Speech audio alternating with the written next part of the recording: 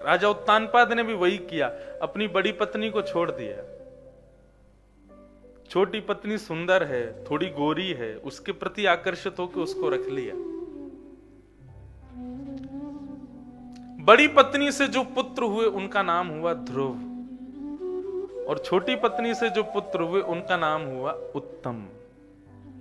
अब ध्रुव और उत्तम की भी परिभाषा सुनो। ध्रुव का मतलब होता है अकाट्य सत्य। बड़ी पत्नी के मार्ग पर यानी कि बुद्धि के मार्ग पर हमको ध्रुव की प्राप्ति होती है, अकाट्य सत्य, अकाट्य श्रेयस्कर। और छोटी पत्नी के मार्ग पर हम चलते हैं, मतलब मन के मार्ग पर चलते हैं, तो हमें उत्तम मिलता है। उत्तम सबके लिए अलग अलग होता है। मुझे सफेद बगलबंदी पहनना बहुत उत्तम लगता है, अच्छा लगता है, लेकिन आप में से कई लोगों को सफेद कपड़े अच्छे नहीं लगते होंगे, सबके लिए अलग अलग है। लेकिन ध्रुव सबका प्रिय होता है। सर्दी पड़ रही है, पंखा चलना चाहिए कि नहीं चलना चाहिए? नहीं चलना चाहिए, ये ध्रुव है। सबका एक ही मत होगा, नहीं चलना चाहिए, ये ध्रुव है। ये बुद्धि का मार्ग है। लेकिन ऐसे बुद्धि के मार्ग में भी कई लोग मन के मार्ग को अपना करके सर्दियों में भी पंखा चलाते हैं, बाकियों को कष्ट प्रदान करते हैं। मन के मार्ग पर चल के पंखा चलाते हैं। अब ज्यादा इसको कॉम्प्लिकेटेड नहीं करते, समझ गए सब लोग बुद्धि क्या है, मन क्या है, दोनों के मार्ग पे हमें क्या मिलता है। उत्तानपाद ने बड़ी पत्नी को छोड़ दिया, यानी कि बुद्धि को छोड़ दिया, मन के मार्ग पर चल दिया। बड़ी पत्नी के बेटे जो ध्रुव हैं वह धीरे धीरे बड़े हुए, 4 वर्ष के हो गए, बालकों के साथ खेलते हैं। एक दिन सब बालकों ने पूछा, ध्रुव तुम्हारे पिता कौन है? ध्रुव ने पहली बार पिता शब्द सुना। बोले ये पिता कौन होता है? बोले कि जैसे हमारी माँ है हमारे पिता भी हैं। तुम्हारी माँ तो है लेकिन पिता कौन है तुम्हारे? ध्रुव जी बोले मेरे पिता कौन है ये तो मुझे पता ही नहीं है, मुझे कभी माँ ने बताया ही नहीं। बोले पूछो। ध्रुव जी महाराज अपनी माँ के पास गए और माँ से जाकर के बोले, माँ मेरे पिता कौन है? आज माँ ने सोचा कि अब कब तक छुपाऊं, अब तो बताना पड़ेगा। ध्रुव का हाथ पकड़ करके लेकर के गई, एक राजमहल दिखाया और कहा कि बेटा ये जो महल है इसमें जो राजा बैठे हैं इस नगर के, वो तुम्हारे पिता हैं। इतना बता करके मां चली गई। अब ध्रुव जी के मन में इच्छा हो रही है कि मैं अपने पिता को देखूं। चल करके ध्रुव जी महाराज भीतर पहुंचे। अंदर जाकर के देखा तो एक सिंहासन के ऊपर राजा उत्तानपाद बैठे। उत्तानपाद की गोद में छोटी मां के पुत्र उत्तम बैठे। उनको देख करके मन में भाव आया कि मैं भी जाऊं, जाकर के पिता की गोद में बैठूं। चलने लगे आगे की ओर। तब छोटी मां ने रोका, आओ।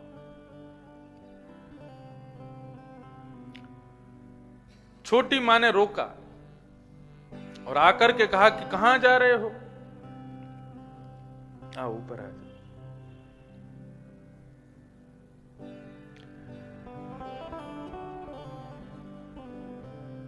श्री कृष्ण शरणं मम, श्री कृष्ण शरणं मम, श्री कृष्ण शरणं मम, श्री कृष्ण शरणं,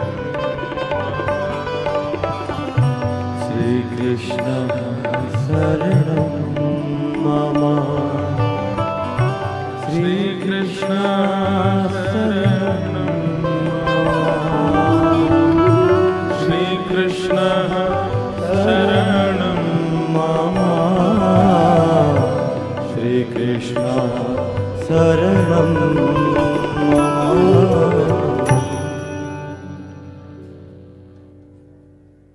हमारे परम सुहृद और मेरे बड़े प्रिय भागवत के उद्भव वक्ता शिवम पाठक पधारे हैं। बहुत बहुत स्वागत। हमारी बचपन की खूब यादें हैं, खूब हम लोग ऊधम मचाए हैं बचपन में। वैसे तो ये कलकत्ता के निवासी हैं, लेकिन आजकल ब्रज की सेवा में लगे हैं। खूब खूब स्वागत। तो ध्रुव जी महाराज अपने पिता की गोद में बैठने की इच्छा प्रकट करके आगे बढ़ने लगे तो छोटी मां ने रोका। कहां जा रहे हो? मैं अपने पिता की गोद में बैठने जा रहा हूं। छोटी मां ने कहा, वो तुम्हारे पिता हैं, लेकिन मैं तुम्हारी मां नहीं हूं। यही अंतर होता है मन में और बुद्धि में। बुद्धि से प्राप्त होने वाली वस्तु को मन स्वीकार नहीं करता। बुद्धि से प्राप्त होने वाली वस्तु को मन पहले कहता है, पहले मेरे मार्ग से आओ तुम, तब मैं तुमको स्वीकार करूंगा। ऐसा होता है कि नहीं होता? हम पढ़ाई में मन तब तक नहीं, पढ़ाई में रुचि तब तक नहीं बनती जब तक बुद्धि के मार्ग से मिलती है, तब तक पढ़ाई समझ में ही नहीं आती। लेकिन जब मन से स्वीकार करे तो वो समझ में आने लगती है। तो सुनीति के पुत्र ध्रुव हैं, वो जब व्यक्ति के पास आ रहे हैं, उत्तानपाद के पास आ रहे हैं, तो मन उनको रोक रहा है, बोले पहले मेरे मार्ग से आओ। वो कहती है ध्रुव को, तुमको यदि पिता की गोद में बैठना है तो पहले वन में जाओ, वन में जाके भगवान का भजन करो। भगवान जब प्रकट हो जाएं तो भगवान से वरदान मांगना कि हे पिता, हे परम पिता परमात्मा, ऐसी कृपा कर दो मैं छोटी मां के गर्भ से जन्म ले लूं। जब भगवान प्रसन्न होकर के तुमको छोटी मां यानी कि मेरे गर्भ से प्रकट करेंगे, तब तुम इस गद्दी पर बैठोगे। मन का कितना आधिपत्य है हमारे ऊपर। अपने से प्रकट हुई वस्तु को ही हमको देता है, बुद्धि से प्राप्त वस्तु को हम तक आने नहीं देता। ध्रुव जी महाराज रोते रोते अपनी मां के पास गए। शिकायत नहीं की ध्रुव जी ने। दासियों ने आकर के बताया कि आज छोटी रानी ने बहुत डांटा ध्रुव को और कह दिया कि वन में जाके भजन करके और भगवान को प्रकट करो, उनसे मांगो मैं छोटी मां के गर्भ से जन्म लूं, तब तुम राज्य गद्दी पर बैठोगे। मां हो तो ध्रुव जी की मां जैसी। समझाया, पुत्र चिंता क्यों करते हो? हमको हंस की तरह होना चाहिए। विशेष रूप से श्रोताओं के 4 लक्षण बताए गए।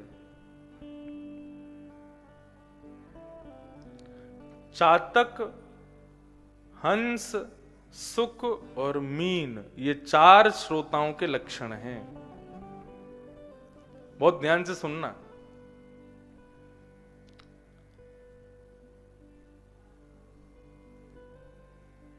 सबसे पहला चातक। श्रोता कैसा होना चाहिए? चातक जैसा। चातक पक्षी का क्या स्वरूप होता है? हिमालय में रहता है चातक पक्षी, और जब वो सुबह सुबह सूर्योदय होने वाला होता है उससे पहले चिल्लाता है, प्यासा हूं, प्यासा हूं, प्यासा हूं। अगर गौर से सुनोगे तो ऐसे ही सुनने में आएगा कि वो बोल रहा है प्यासा हूं। तो जब सुबह सुबह वो जोर जोर से चिल्लाता है प्यासा हूं, प्यासा हूं, प्यासा हूं, तब बाकी के पशु पक्षी उसको डांटते हैं, बोले कि क्या तू सुबह सुबह चिल्लाता है प्यासा हूं, प्यासा हूं?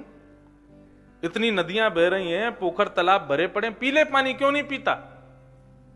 बोले नहीं, मैं इसका प्यासा नहीं हूं। तो किसका प्यासा है? बोले काली काली मेघमालाएं आएंगी, स्वाति का जल जब पहली वर्षा होगी ऋतु की, उसकी जो पहली बूंद आएगी, उस पहली बूंद को जीभ पर लेने के लिए प्यासा हूं, उसका प्यासा। ऐसा प्रेमी होता है स्वाति के जल का चातक पक्षी। किसी का फोन बज रहा है क्या?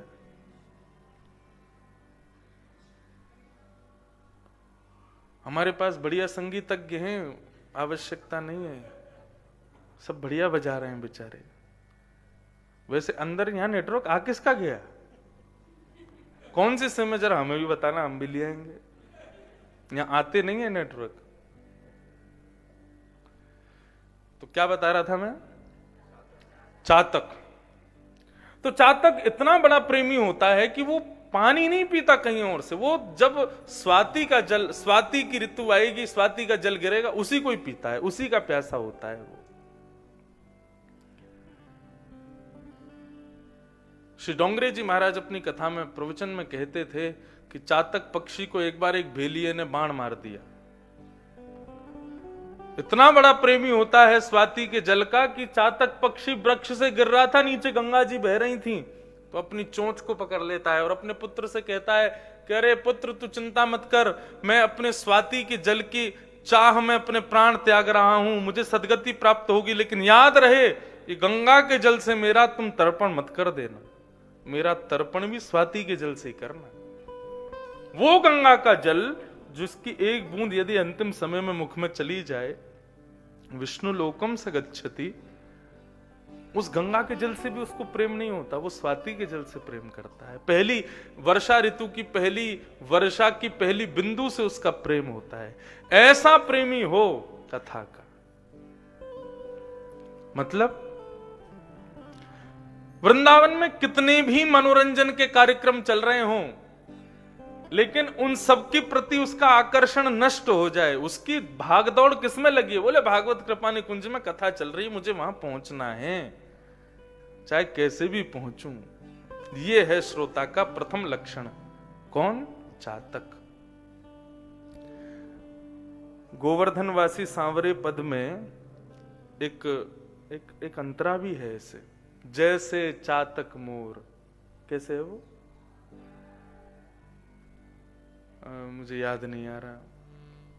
वहां पर श्री चतुर्भुज दास जी महाराज ने ठाकुर जी से विनती की है कि हे प्रभु, हम आपका कैसे दर्शन करना चाहते हैं। बोले जैसे चातक मोर, जैसे चातक पक्षी स्वाति के जल से प्रेम करता है, वैसा प्रेम।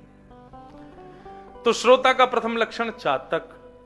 श्रोता का दूसरा लक्षण होता है मीन, मछली। मछली को नदी से निकाल करके मटके में भरे हुए दूध में उसको छोड़ दो, उसको कह दो ये जल से ज्यादा महंगा है, इसमें रह ले तू। अरे तू यमुना जी में क्या रहती है, ला तेरे को दूध में रखेंगे हम, तो उसको दूध में छोड़ दोगे, क्या होगा? मर जाएगी। वो जीवित केवल जल में रह सकती है। मतलब श्रोता कथा में बैठा हो और उसको यहां से कोई ले जावे और कहे कि भाई अमिताभ बच्चन की पिक्चर है, इसमें बैठ तू, तो कहे मैं यहां प्राण निकाल दूंगा अपने, मेरे प्राण तो वही कथा में बसे। ऐसा हो श्रोता। मछली, मीन, उसके प्राण ही कथा में बसे। तीसरा श्रोता का लक्षण बताया गया हंस। हंस का रूप कैसा होता है? पानी और दूध एक पात्र में डाल दिए जाएं तो उनको कोई अलग नहीं कर सकता, लेकिन हंस कर दे। हंस दूध पी जाएगा, पानी छोड़ देगा। ऐसा ही श्रोता होना चाहिए। आजकल बहुत कथाएं होती हैं, इतने बड़े बड़े कथाकार हो गए हैं, और जिस प्रकार मिठाइयों में मिश्रण आ गया है, दूध में मिश्रण आ गया है, सब्जियों में भी मिश्रण आ गया है, ऐसी कथाओं में भी आजकल मिश्रण हो गया है। लेकिन श्रोता को चाहिए वो कथा में किसी की में भी जावे, बैठे जरूर, और बैठ कर के केवल हंस की तरह उतना ही ले जो उसके लिए उपयोगी है। उसके अतिरिक्त जो भी यदि कुछ कहा जा रहा हो उसका त्याग करे, केवल वो लेवे जो उसके लिए ग्राह्य है। ये हंस का नियम है। और चौथा लक्षण श्रोता का बताया गया सुख। सुख यानी कि तोता। तोते से कहो बोलो तोता राम राम, तो तोता कहता है राम राम। मतलब श्रोता कैसा होना चाहिए? बोले कि वक्ता ने एक बार कथा सुनाई तो उस कथा को सुनकर के ऐसे याद कर ले कि जो लोग कथा में नहीं आए उनको बैठ के सुना दे, आज ये सुनाया, आज वैसा सुनाया। भाई होता क्या है, कथा से निकल के बाहर गए, किसी ने पूछा कैसी कथा? बोले बड़ी बढ़िया, आनंद आ गया। क्या सुनाया महाराज जी ने? बोले ये नहीं पता, इतना याद नहीं है। वो वाला एक पद सुना रहे थे। वो कौन सा पद सुना रहे थे? बोले वो तादिन तेरे तन तरवर के, तो ऐसे करके लोग बोलते हैं नई नई बात। हमारी दादी जब पिताजी की कथा में बैठती थी तो उनके पास हम भी बैठते थे, तो बैठ के कभी हजारों लोग बैठे हैं महाराज, कथा सुन रहे हैं पिताजी की, दादी हमारी बैठी है, तो हम देखते थे। मैंने कि बताओ, विश्वविख्यात वक्ता बैठे हैं, उनकी मैया बैठी कथा सुन रही है, हम दादी से कहते हैं दादी कैसी कथा करते हैं पिताजी, कथा तो चोखी करे, ब्रजभाषा में बोलती, लेकिन बीच बीच में किड़बिड़ किड़बिड़ कर जाए। जब श्लोक बोलते पिताजी तो उसको दादी बोलती बीच बीच में किड़बिड़ किड़बिड़ सी कहा कर जाए, हमको समझ में ना आवे, पल्ले ना पड़े। श्रोता कैसा होना चाहिए? सुख जैसा। तो यहां ध्रुव जी महाराज की मात ने ध्रुव जी को कहा कि हंस बनो, केवल वो सुनो जो तुम्हारे लिए जरूरी है, बाकी की वस्तुओं का त्याग करो। तुम्हारी छोटी मां ने कहा कि वन में जाकर के भगवान का भजन करो, भगवान प्रसन्न होकर प्रकट हो जाएं, उनसे वरदान क्या मांगना है वो सब छोड़ दो, कि मैं छोटी मां के गर्भ से जन्म लूं आदि आदि, ये सब इनको छोड़ो। लेकिन मां ने कहा वन में जाके भगवान का भजन करो, वो चीज ग्रहण करो और तुम जाओ। नन्हे से ध्रुव जी महाराज वन की ओर जा रहे हैं। नारद जी महाराज प्रकट हो गए। नारद जी महाराज ने प्रकट होकर के ध्रुव जी की परीक्षा ली। कहां जा रहे हो बेटा? बोले वन में जा रहे हैं। क्यों जा रहे हो वन में? बोले कि भगवान का भजन करने जा रहे हैं। तो ध्रुव जी महाराज मन में विचार करने लगे। नारद जी मन में विचार करके कहने लगे, बोले ध्रुव, वन में भगवान नहीं रहते, वन में तो जीव जंतु रहते हैं, जाओ घर जाओ, भजन करो, मैया के पास रहो। ध्रुव जी बोले वो सब ठीक है, आप अपना परिचय बताइए, आप कौन हैं? नारद जी ने कहा मैं नारद हूं। ध्रुव जी बोले आप नारद नहीं हो सकते। नारद जी बोले क्यों नहीं हो सकते? बोले क्योंकि मेरी मां बताती है नारदो देव दर्शन। मेरी मां कहती हैं कि भगवान बाद में मिलते हैं, पहले नारद जी मिलते हैं, और नारद जी जिसको मिलते हैं उसको भगवान से मिलवा के छोड़ते हैं। आप कैसे नारद हो? मुझसे कह रहे हो घर चले जाओ? आप नारद होते तो मेरा हाथ पकड़ के ठाकुर जी के सामने रख देते। आप कैसे नारद हो, मुझसे कह रहे हो घर चले जाओ? नारद जी महाराज बोले अरे मैं तो परीक्षा ले रहा था बेटा, कोई बात नहीं, जाओ। वन में जाओगे, क्या बोलोगे, कैसे बुलाओगे भगवान को? बोलो वो तो मुझे नहीं पता, मैं तो बस जा रहा हूं। तब नारद जी महाराज ने एक श्लोक उन्हें बताया और कहा बेटा वन में जाओ, वन में जाकर के निरंतर इस श्लोक का गान करो। नमो भगवते तुभ्यं वासुदेवाय धीमहि प्रद्युम्नाय निरुद्धाय नमः संकर्षणाय च। ये भगवान का फोन नंबर है, सच मानो। ओम नमो भगवते वासुदेवाय। 12 अक्षर हैं, 12 अक्षर। फोन नंबर 10 अंकों का होता है, लेकिन जब ISD कॉल लगाओगे तो फिर 12 अक्षर लगते हैं, 2 उसमें एक्स्ट्रा लगते हैं। तो इसलिए ये 12 अक्षर ISD कॉल है ठाकुर जी की। नित्य इस पर एक मिस कॉल तो आपको छोड़नी ही चाहिए, और एक मिस कॉल में रिंग कम से कम 108 तो जानी चाहिए। तो नित्य रोज कम से कम 108 बार इस श्लोक का गान करके ठाकुर जी को एक मिस कॉल दिया करो। किसी दिन ठाकुर जी फोन उठाएंगे, देखेंगे भाई ये 1000 मिस कॉल किसकी पड़ी है? बोले अच्छा इंद्रेश उपाध्याय की पड़ी। तो क्या पता उनका रिटर्न कॉल आ जाए कभी। क्या बात है भैया, क्यों फोन करते हो? कहने का अभिप्राय क्या पता उस मिस कॉल को देख के ठाकुर जी कभी प्रकट हो जाए। इसलिए नित्य चलते फिरते, उठते बैठते, खाते पीते, हंसते बोलते, सफर करते, हर स्थिति में जिस प्रकार हम श्वास लेते हैं हमको पता नहीं चलता कि हमारी श्वास चल रही है, वैसे ही ये मंत्र निरंतर हमारे हृदय में चलता रहे। एक दिन ऐसा आवे कि हम भूल जावें कि मंत्र चल भी रहा है क्या, ऐसी स्थिति हो जाए। इस मंत्र का निरंतर गान किया करो, इसका लाभ बहुत है। इस मंत्र का गान करते हुए नारद जी महाराज ने कहा कि जाओ जाकर के वन में भजन करो। श्री प्रहलाद जी श्री ध्रुव जी महाराज वन में पधारे। वन में आकर के प्रथम महीना प्रारंभ हुआ। तो पहले महीने तो श्री ध्रुव जी महाराज ने तिरात्रांते कपित्थ बदरासन, 3 रात्रि तक ध्रुव जी कुछ नहीं खाते। 3 रात्रि बाद केवल कपित्थ फल खा करके भगवान का भजन करते हैं। दूसरा महीना प्रारंभ हुआ तो अब श्री ध्रुव जी 6 दिन तक कुछ नहीं खाते। 6 दिन बाद केवल पत्ते और जल पी करके भजन करते हैं। तीसरा महीना प्रारंभ हुआ तो 9 दिन तक कुछ नहीं खाते पीते, केवल जल पी करके 9 दिन बाद भजन कर रहे हैं। चौथा महीना प्रारंभ हुआ तो ध्रुव जी महाराज अब 12 दिन तक ना कुछ खाते हैं ना कुछ पीते हैं, केवल 12 दिन में एक बार श्वास लेते हैं और भजन करते हैं।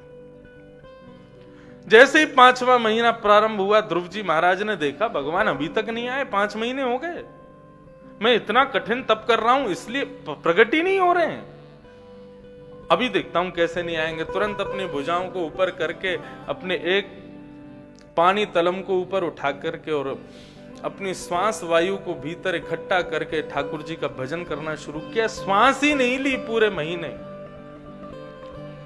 ध्रुव जी के हृदय में विराजमान परम पिता परमात्मा है, जिनसे संपूर्ण विश्व को श्वास प्राप्त है। जब भगवान भीतर हैं और ध्रुव जी श्वास ही नहीं लेंगे तो ठाकुर जी से जो प्राण वायु प्रकट होती है वो संसार को कैसे मिले। देखते ही देखते महाराज ऐसी स्थिति हो गई, चलते फिरते जीव जंतु बेहोश होकर के गिरने लगे, सबकी श्वास बंद हो गई। आकाश मार्ग में देवताओं में त्राहिमाम त्राहिमाम करते हुए आकाश मार्ग के देवता दौड़ते दौड़ते ब्रह्मा जी के पास गए। ब्रह्मा जी सबको लेकर के भगवान के पास गए और भगवान से जाके प्रार्थना की, बोले प्रभु थोड़ी बहुत देर अगर इसने सांस नहीं ली तो नूतन प्रलय हो जाएगा, सब नष्ट हो जाएगा, सब मर जाएंगे, आप जाकर के इसको दर्शन दीजिए। भगवान बोले नहीं, दर्शन नहीं देंगे। अरे प्रभु ऐसा मत करो। बोले दर्शन देंगे नहीं, दर्शन करने जाएंगे ध्रुव जी का। और भगवान गरुण आसन होकर के, गरुण पर विराजमान होकर के श्री ध्रुव जी महाराज को दर्शन देने आए। ध्रुव जी खड़े हैं नेत्र बंद करके, अपने हृदय में ही शंख चक्र गदा पद्मधारी नारायण का स्मरण कर रहे हैं, दर्शन कर रहे हैं, भजन कर रहे हैं, ओम नमो भगवते वासुदेवाय का सुंदर ध्वनि में जाप कर रहे हैं। गरुण जी महाराज बोले प्रभु ये आंख क्यों नहीं खोल रहा। बोले इसको हृदय में मेरा दर्शन हो रहा है। ठाकुर जी ने जैसे ही हृदय के स्वरूप को अंतर ध्यान किया, ध्रुव जी के हृदय से स्वरूप अंतर ध्यान हुआ। ध्रुव जी महाराज बेचैन हो गए, कहां गए ठाकुर जी। और जैसे ही बेचैन होकर के नेत्र खोल करके देखा तो सामने गरुण के ऊपर शंख चक्र गदा पद्मधारी नारायण भगवान खड़े हुए। बोलो भक्त वत्सल भगवान की। ऐसी सुंदर ठाकुर जी की छवि। अच्छा, ठाकुर जी को देखते ही, पहली दृष्टि पड़ते ही ध्रुव जी के हृदय में क्या भावना आई।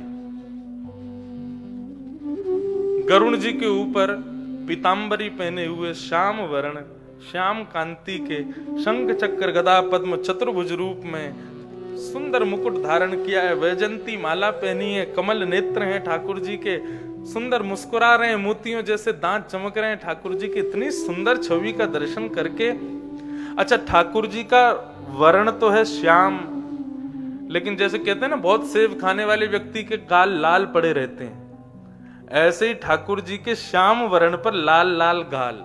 इतने सुंदर कांति का दर्शन कर रहे हैं। ध्रुव जी महाराज के हृदय में भावना प्रकट हो रही है। तद्दर्शने नागत साधवस्सचता ववन्दतांगं विनमय्य दण्डवत् द्रघ्यां प्रपश्यन् प्रपिबन्निवार्भक चुम्बन्निवासेन भुजैरिवाश्लिषन्। बहुत ध्यान से सुनना।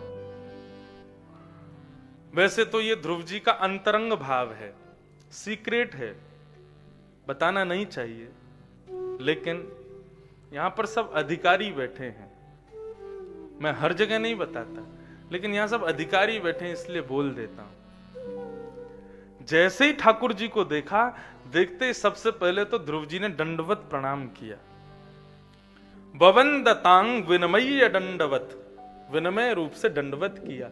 और दंडवत करने के बाद फिर क्या हुआ, बोले दृग्भ्याम प्रपश्यन, अपने नेत्रों से जब ठाकुर जी को देखा तो देख करके क्या मन में इच्छा प्रकट हो रही है, बोले चुम्बन निवास्येन भुजैर निवाश्लिशन। ध्रुव जी का मन हो रहा है मैं कैसे भी करके ये गरुण के ऊपर चढ़ जाऊं, और गरुण के ऊपर चढ़ के ये भगवान के ऊपर चढ़ जाऊं, इनकी गोद में बैठ के अपने अपने कितने वर्ष के हैं ध्रुव जी, 4.5 वर्ष के, 5 वर्ष के बालक हैं बस। और ध्रुव जी मन में सोच रहे हैं मैं अपनी बाहों में ऐसे इनको जकड़ करके, और इनके जो ये गाल गाल लाल लाल गाल है ना, चुम्बन निवास्येन, ठाकुर जी का एक प्रकार से चुम्बन कर लूं गाल का। इतने सुंदर लग रहे हैं लाल जी। जो लोग प्रश्न उठाते हैं गोपियों के प्रेम पर, अरे गोपियों की चलो तुम लोग मान लो कि आयु उनकी बड़ी थी, कुमारी गोपिकाएं थीं, लेकिन यहां ध्रुव जी महाराज तो छोटे से हैं। छोटे से ध्रुव जी के हृदय में भगवान को देख करके ये भाव उत्पन्न हो रहा है कि मैं इनकी गोद में चढ़ करके इनके गालों को एक काट लूं, थोड़ा सा खा जाऊं, इतने प्यारे लग रहे हैं। एक दिन मैंने होली सुनाई थी ना, कैसे थी, खा जाऊं तेरो गाल बड़ो मीठो, खा जाऊं तेरो, एक गाल में लडुआ पेड़ा प्यारे, दूजे गाल में गुड़ सूखो, खा जाऊं तेरो, खा जाऊं तेरो गाल बड़ो मीठो, खा जाऊं तेरो। ये भाव है ध्रुव जी का, इतने सुंदर लग रहे हैं ठाकुर जी।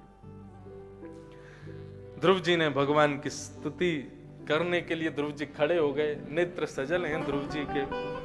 भगवान ने अपने शंख का स्पर्श करा दिया, ध्रुव जी को वेद वेदांग का ज्ञान हो गया, और ध्रुव जी ने भगवान की स्तुति गाना शुरू किया। क्या कह रहे हैं स्तुति में, कि भक्ति मुह प्रवहतां त्वयि मे प्रसंगो,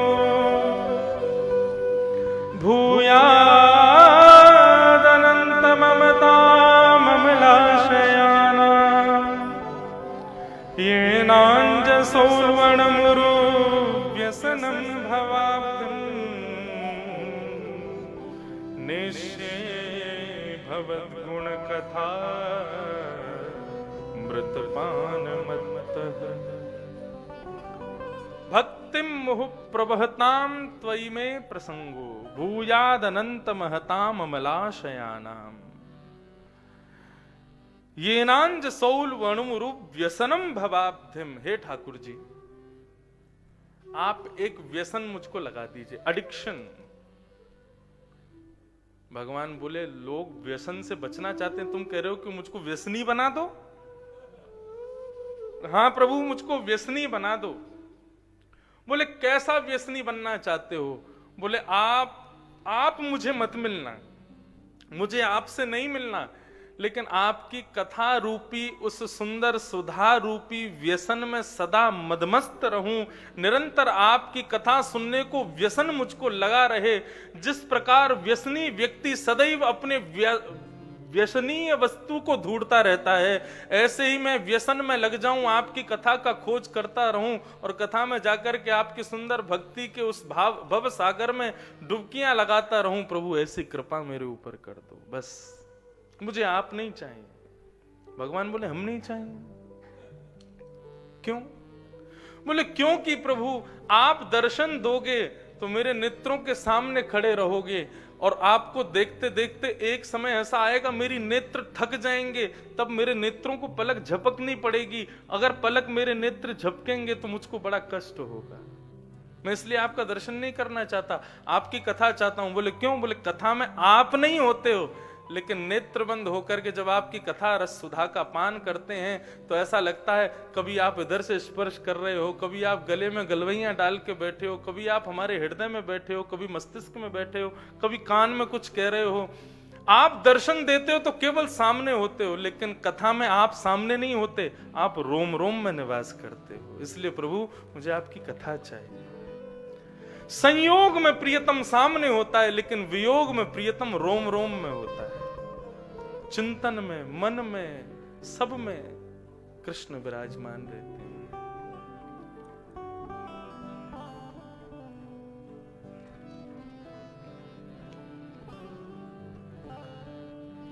कितने मिले अमीर यहाँ,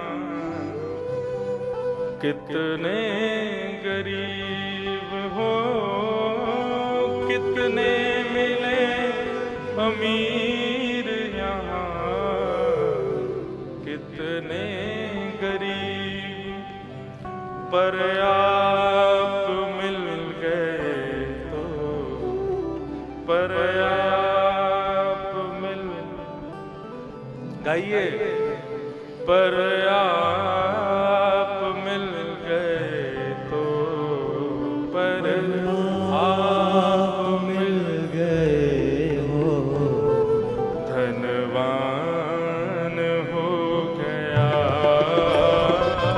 पर आप मिल गए तो, धनवान हो गया, पर आप मिल गए तो, धनवान हो गया,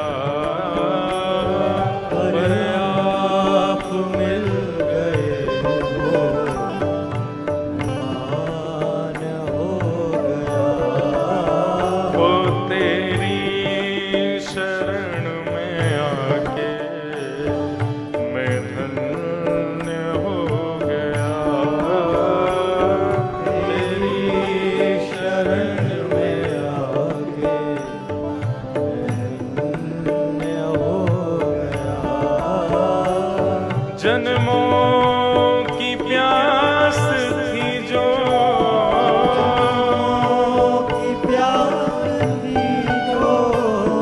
जन्मों की प्यास थी जो, जन्मों की प्यास थी जो, मैं संपन्न हो गया, तेरी शरण में आके मैं धन्य हो गया, तेरी शरण में आके हो गया।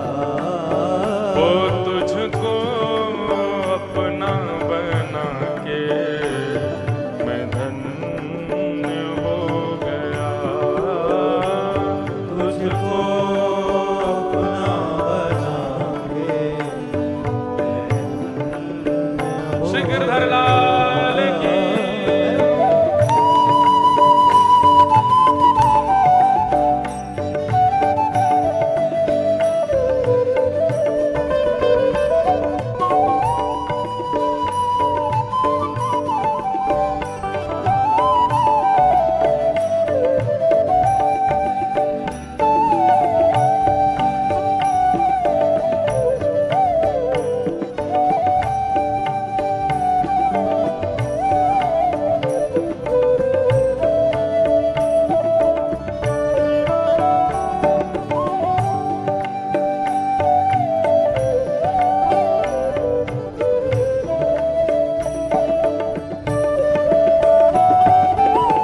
करना कभी ना दूर प्रभु चरणों से आप हो, करना कभी ना दूर चरणों से आप हो, करना कभी ना दूर प्रभु चरणों से आप हो, करना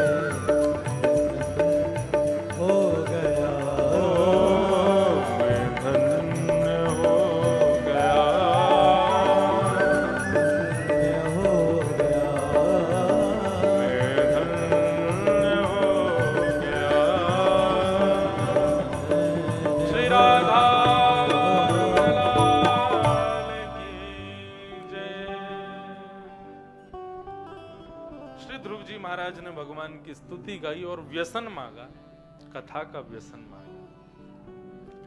ऐसे ध्रुव जी को प्रणाम करते हैं। भगवान जाने लगे तो ध्रुव जी बोले अब आप अपने साथ ही ले चलो। प्रभु बोले नहीं, अब तुम 36,000 वर्ष तक राज्य करो, क्योंकि तुम्हारी प्रथम इच्छा वही थी, राज्य गद्दी थी, बैठो। ध्रुव जी महाराज ने 36,000 वर्ष तक राज्य किया। तत्पश्चात एक दिन यक्षों का वध करने के लिए श्री ध्रुव जी महाराज पहुंच गए। तब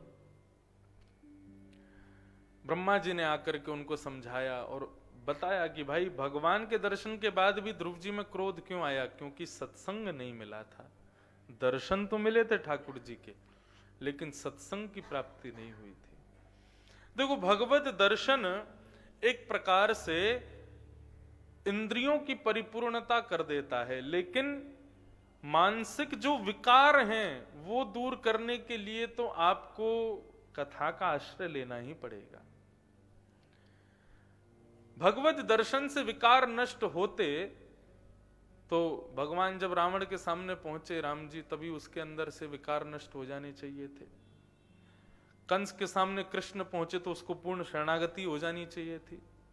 पूतना ने भगवान को गोद में लिया, तभी पूतना के हृदय में भक्ति उत्पन्न हो जानी चाहिए थी। दर्शन तो न जाने कितने राक्षसों को हुए, लेकिन विकार नष्ट फिर भी नहीं हुए। तो उससे यह भाव सिद्ध हुआ कि ठाकुर जी के दर्शन से इंद्रियों की परिपूर्णता हो जाती है, इंद्रियां तृप्त हो जाती हैं, लेकिन मन के जो विकार हैं उसको नष्ट करने के लिए तो श्रीमद् भागवत की कथा के आश्रय में ही आना पड़ेगा। सत्संग ही मन के विकारों को दूर करेगा। इसलिए बिना सत्संग के जो भगवत प्राप्ति करने जाते हैं उनको इसीलिए बड़ी दुविधाएं, असहजताएं होती हैं। क्यों? क्योंकि भगवान विकारी पुरुष से मिलने में थोड़ा संकोच करते हैं, और विकारी पुरुष तभी अविकारी होगा जब वो कथा के आश्रय में जाएगा। तो ध्रुव जी महाराज भले ही दर्शन हुआ, लेकिन उनको क्रोध आया, इसका मतलब विकार तो था।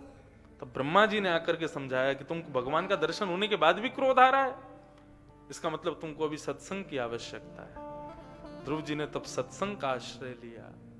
धीरे धीरे ध्रुव जी के मन के विकार दूर हुए। 36,000 वर्ष राज्य करने के बाद तब ध्रुव जी महाराज मृत्यु के सिर पर पैर रख करके विमान में आरूढ़ होकर के भगवत धाम को प्रस्थान कर गए।